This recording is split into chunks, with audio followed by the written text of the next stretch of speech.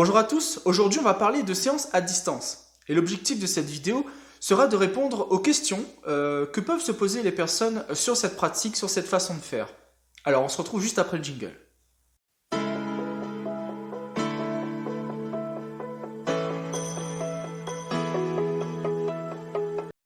Alors quels sont les avantages d'une séance à distance? Eh bien la réponse elle est toute simple, vous restez chez vous, là où vous êtes, et vous n'avez pas besoin de vous déplacer. C'est un gain de temps et c'est bien pratique pour les personnes qui ne peuvent pas se déplacer, soit pour des raisons de transport, soit par manque de temps, ou tout simplement parfois par rapport à des conditions de santé.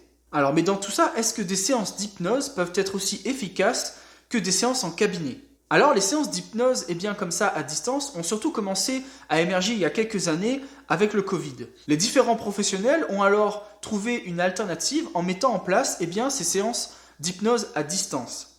Et si cette façon de faire a été très pratique, elle s'est surtout révélée tout aussi efficace que les séances traditionnelles qui pouvaient se faire en cabinet. Alors le déroulement d'une séance d'hypnose à distance par visio n'est finalement pas tellement différente d'une séance en cabinet. C'est juste que cela demande une préparation et une mise en place spécifique avec l'utilisation de téléphones, de tablettes, d'ordinateurs, de webcam ou encore de logiciels de visioconférence. Mais mis à part cette partie plus technique, le déroulement de la séance va s'effectuer comme une séance traditionnelle en cabinet. Maintenant, qu'en est-il du magnétisme, et notamment du magnétisme à distance? Alors, en magnétisme ou en énergétisme, la notion d'espace et de temps est très différente et dépasse l'entendement cartésien. Alors, aussi étonnant que cela puisse paraître, un soin à distance peut se faire dès l'instant où la personne en aura formulé la demande.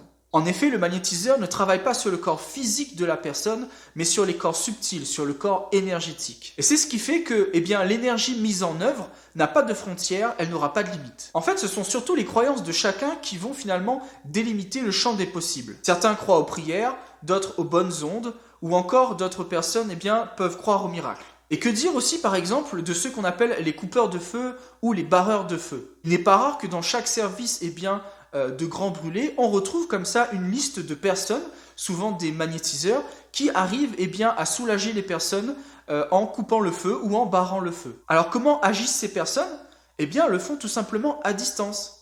Oui, c'est possible, et oui, ça fonctionne. Donc oui, la pratique du magnétisme est quelque chose qui se faisait déjà il y a plusieurs siècles à distance. Et s'il y a quelques années, on travaillait encore avec la personne en lui demandant son nom, son prénom ou encore sa photo, aujourd'hui, avec les nouvelles technologies, et notamment la visioconférence, il est possible de travailler en direct avec la personne. Alors pourquoi ne pas en profiter? Voilà, j'espère que cette petite vidéo vous aura permis de comprendre un peu plus comment se déroulent les soins à distance. Si vous avez des questions ou si vous voulez avoir plus d'informations, contactez-moi directement. Vous allez retrouver toutes les informations utiles dans la barre de description qui se trouve en bas. Et puis vous avez également le site internet julientherapie.com. Allez, je vous laisse, je vous embrasse, prenez soin de vous, prenez soin de vos proches, prenez ce qui est bon pour vous et juste bon pour vous.